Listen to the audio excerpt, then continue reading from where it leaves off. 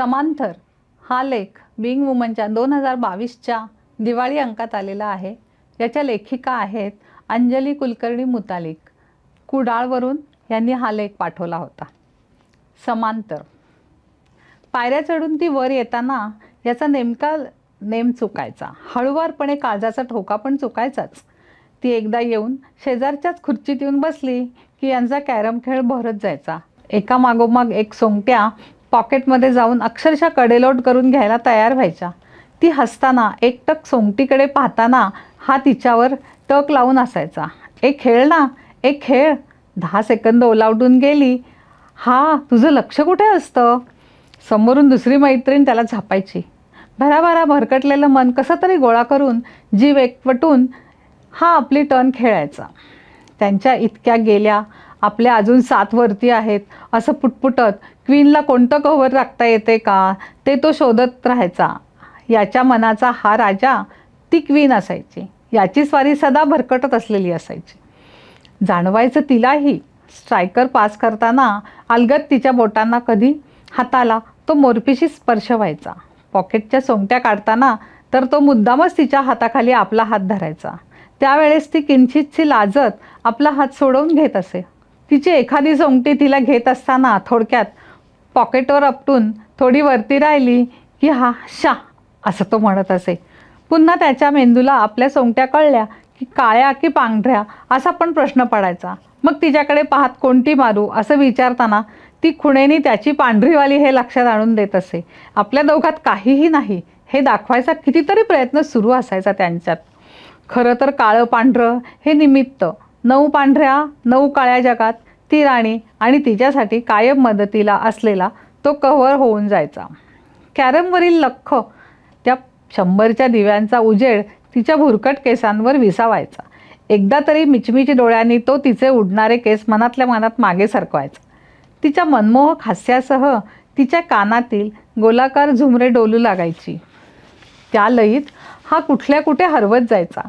समोरचा बोर्ड आभाळभर चांदण्या वाकलेला त्याला दिसायचा। तिला आभाळभर मुक्त पक्षासारखं विहरत जाताना मोकळ्या श्वासात कितीतरी गुलाबी स्वप्न दिसायची। कॅरमच्या बोर्डावर बोटांनी मार्क लिहिताना तो सहज हात झटकत काहीच झाले नाही असं आविर्भाव आणत भाव लपवत राहायचा।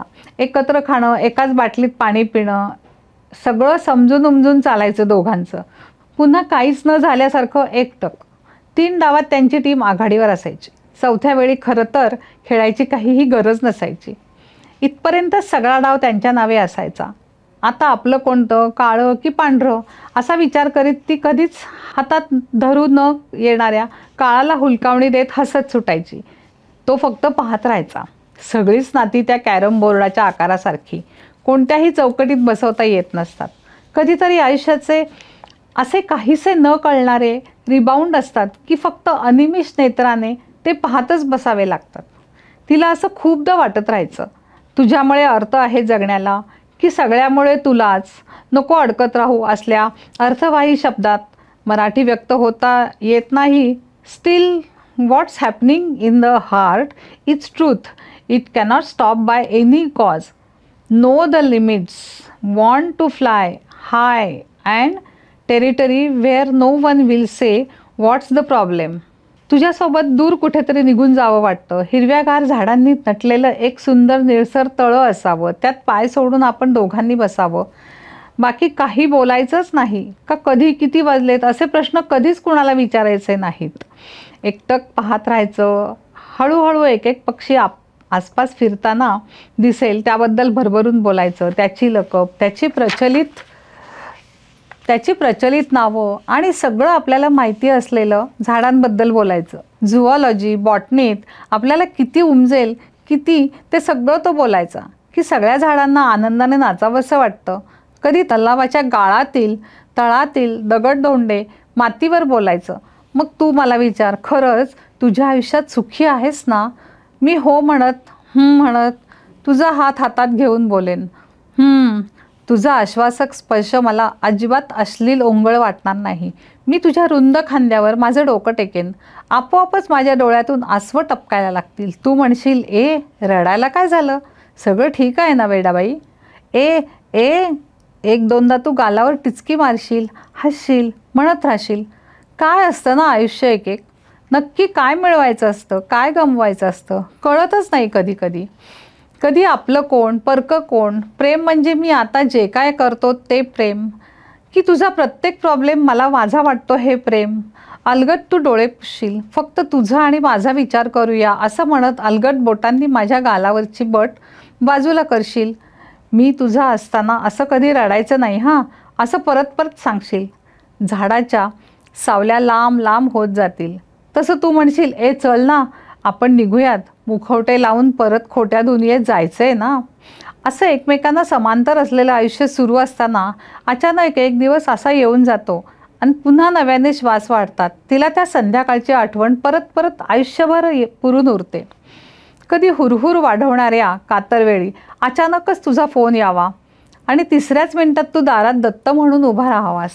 माझ्याकडे पाहत तुझी नेहमीची बडबड सुरू केलीस.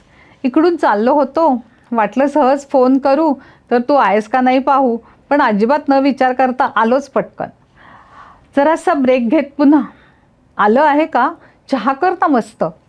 खरं तर तू चहा कुठेही 10 रुपये देऊन पिऊ शकला असतास, पण तुला तुझ्या काही खास गोष्टी मला सांगाव्या वाटतात. घरातले बाकीचे कुठे गेले याची चौकशी होते. कोणी नाही हे जाणवताच तू माझ्या मागून किचनपर्यंत येतोस. गप्पा सुरू होतात, ते ना असं ना झालं, मग मी ना हो ना हां हां अशी सगळी बाराखडी तुझ्यासमोर आळवून रिकामी होते. चहा ही गोष्ट एकट्याने पिण्याची नाहीच असं म्हणत मी तुला कंपनी देत सोबत टेबलावर तुझ्या पुढ्यात बिस्किटे सरकवते. मग बिस्किटे तब्येतीला किती वाईट असतात, याने पचन कसे मंदावते असे म्हणत आपण दोघेही पार्लेजीचा अख्खा पुडा संपवतो. ए आता आठवलं, कालच मी भडंग केलं आहे असं म्हणत मी डिशमधून डब्यात असलेलं भडंग काढून त्याच्यासमोर ठेवते. मी एक एक कढीपत्ता खात बसते, तू नेमका शेंगदाणा उचलत बसतोस. पटकन शेवटचा शेंगदाणा तुला मिळू नये म्हणून मी मला हा मला असं म्हणत मी बोकाणा भरते. माझ्या तोंडाला तिखट मसाला पूड आजूबाजूला लागलेली असते. ते सांगतोस, इथे इथे बघ लागलंय असं सांगत माझ्या गालावरचा मसाला झटकून देतोस. खूपच तिखट झालंय का रे भडंग. हा असं करत तुला प्रश्न. तू म्हणतोस थोडं जास्ती तिखट आहे, पण तेवढं हवंच ग. तू माझ्या लाल झालेल्या ओठांकडे आणि डोळ्यात आलेल्या पाण्याकडे पाहतोस. एकदमच सर्दी व्हावी असं तांब्याभर पाणी आपण दोघं संपवून टाकतो. हॉलमध्ये येऊन तू समोर TV सुरू असताना मोबाईल चार्ज करत करत काहीतरी ग्रुप ढवळवू लागतोस. मी सोफ्यावर आडवी पडून पेपर वाचायला लागते. आता तू एकदम हळू आवाजात बोलायला सुरुवात करतोस.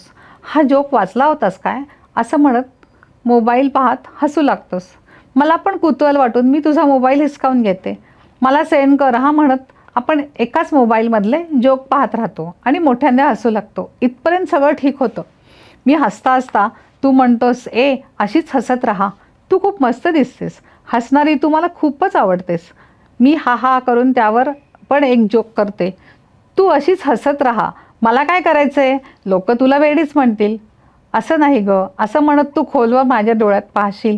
मी लाज वगैरे न बाळगता तुझ्याकडे एकटक पाहत बसेन. काय करावं काही सुचत नसताना तू अधिकच जवळ येशील. मला पण ते सगळं हवंसं होऊन जाईल. आपले उष्ण श्वास जवळ येतील. तू असं म्हणत माझे गालावर आलेले केस मागे सरकवशील. तिन्ही जांजा ढवळून निघतील. एक एक दिवे मंद होतील. केवळ 2 मनं एकरूप होतील. घट्ट बाहुपाशात डोळे पण मिटतील. खोलीभर तुझ्या माझ्या प्रेमाचा सुगंध दरवळत राहील. तू म्हणशील, अगं मला असं काही करायचं नव्हतं, मला माफ कर ग असं म्हणत माझ्याच कुशीत शिरत पोटभर रडून घेशील. पापपुण्य नाती विचार मनात येतील. डोकं सैरभैर होऊन जाईल. जे झालंय ते विसरून जा म्हणशील. मला परत परत तुझे स्पर्श आठवत राहतील. तुलाही एक मोठा उसासा सोडून आपण आपली कामं करत राहू. सुरुवातीला होती तशीच.